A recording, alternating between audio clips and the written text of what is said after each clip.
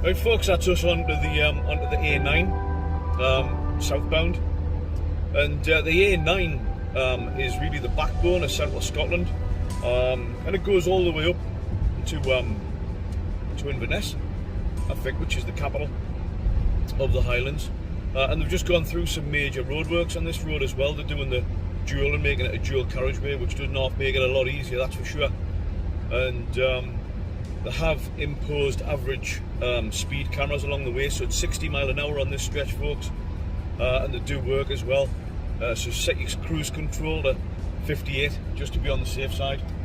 What an absolutely beautiful morning. The weather forecast for more central as opposed to heading east is a hell of a lot better, and there's supposedly very little wind as well. So we're going to do a little bit of urban exploring today to an abandoned castle. I'll tell you more about it when we get there, and it's got quite a bit of history to it as well. Now, I've never been here before, so this should be quite interesting. I'm not sure how close you can get to it, if you can drive up to it, whether it's a big hike in. I've got no idea, but it does look absolutely fantastic. And I brought the drone with us as well, and the idea being, if there's very little wind and it's quite low level, i.e. it's not on a hilltop or something, which I don't think it is, I should be able to get some kind of drone footage, maybe fly it over the top so we can maybe look inside. It's a derelict building, but it really looks amazing. So we've got, I'm going to stick on the A9 for, what's the sat nav say, 33 miles, and then turn right. So that's what we've got in store for us, and I'm just setting this to 60. We'll just kind of a nice cruise all the way down. So I'll bring you back in a little bit further down the way.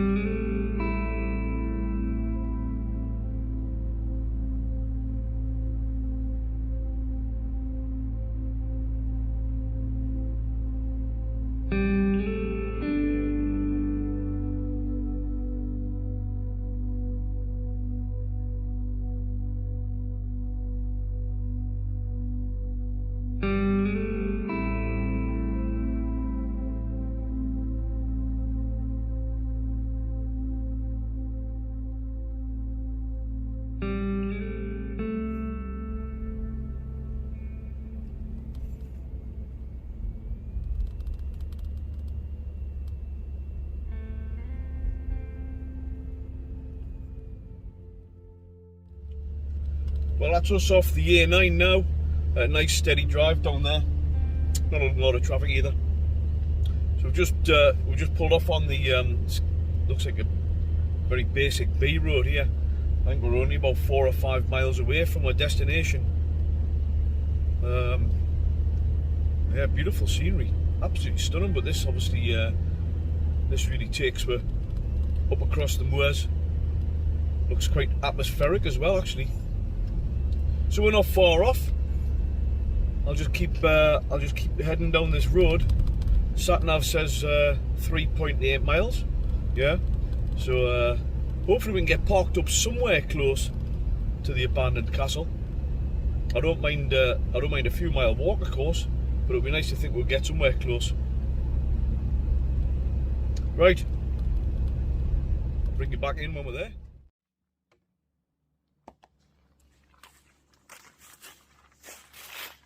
Right folks, that's us just about ready to set off. There's no parking, so I've just pulled into a little bit of a lay-by here. There's no signs to say otherwise. So we're just going to head down there, 1.1 mile. So it looks like it's going to be a lovely walk. And we've got the big mountain at the back here, which is it's a Munro called Highlands. It's quite a famous mountain here in these parts. Beautiful big corries and wide open, broad summit as well. That'll be a one for another day. So we'll head down the road and let's see what we can find.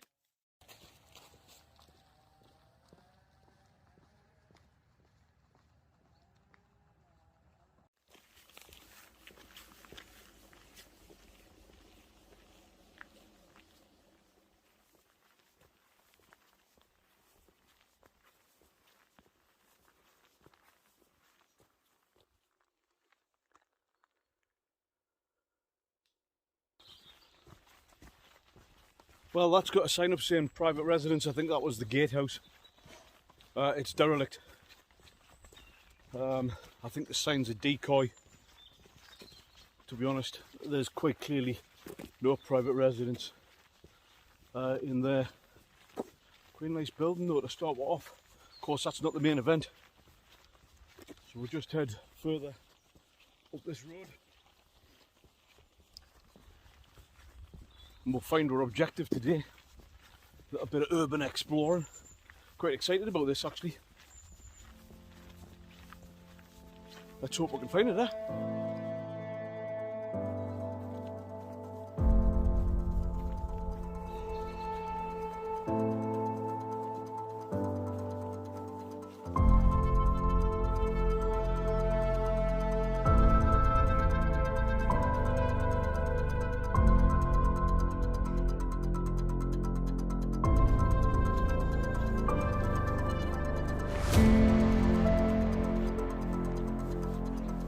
Wow, what a place. So this is Dunalastair Castle, and it's about 35 miles southwest of Aviemore, near Pitlochry. And it's completely abandoned. This is a private estate. You can't bring the car up here, but it does say pedestrians are allowed. And this building, the architecture is absolutely fantastic, and what a shame that it's gone to rack and ruin. It was built, from what I can gather, in 1852, and then it was sold relatively quickly in 1882, and then again in 1891. And it's a castle stroke mansion, and as you can see here, the main tower is the entrance to the building, and then it opens up, from what I can see, into a central courtyard. Quite a grand place, and in such a beautiful setting as well. And then, of course, as time went by, World War I hit, and the family who owned the castle, they didn't have the money or the means to staff it, and therefore it was left abandoned. During World War II, it was actually used as a school for Polish children, and then it was kind of left after that, pretty much abandoned, and in 1952 it was declared derelict. What an absolute shame. And all the lead off the roof subsequently was stolen, as you can imagine, and then it's just dilapidated over time, probably since the 60s or so. No roof. It's in a serious state of disrepair, and actually it's all completely cordoned off as well, so there's no way to actually get in it.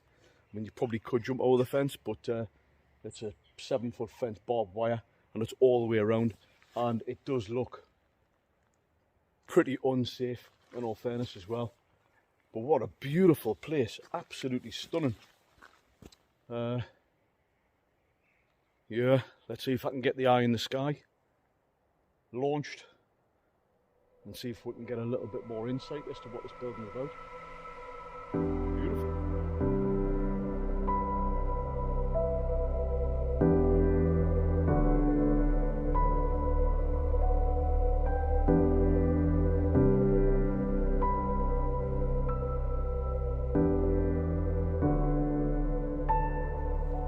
So, by all accounts, this isn't the first house that's been on this plot.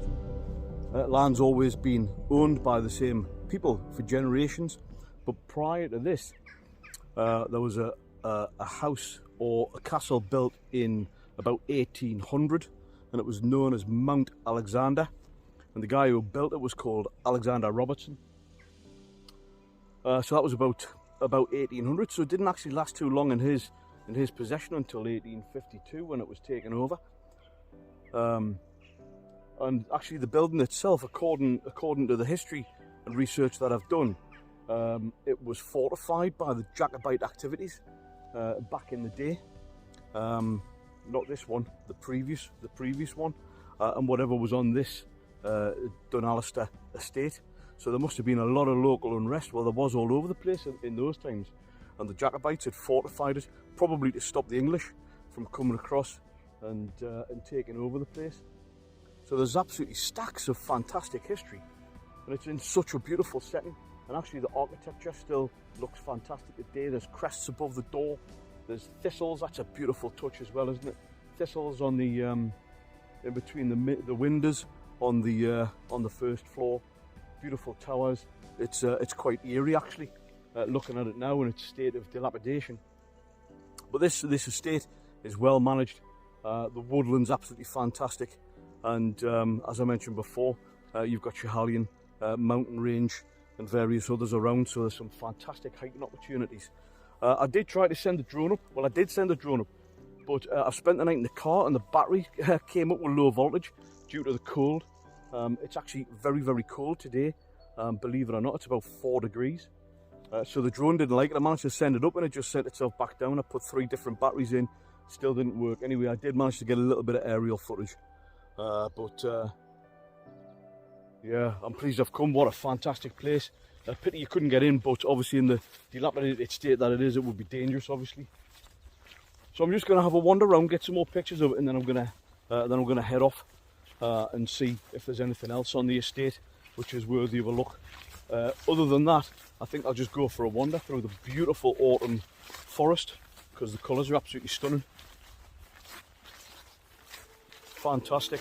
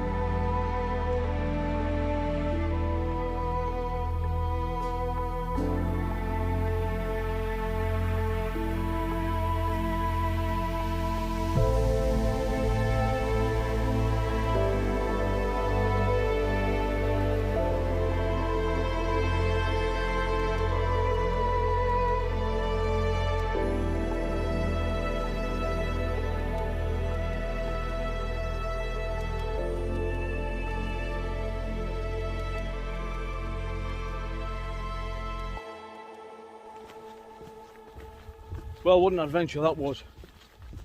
Absolutely fantastic. I'm really pleased that I've come along here. And that other little building there, it says private residents only. I've just had a bit scooch around, as you've seen. Cracking set of buildings, you know. The landowners could really do something really lovely with that. Obviously it's partially in use, I'm guessing. But nice to have a little bit of look around. At least that one wasn't cordoned off anyway, but I can understand why the main castle was.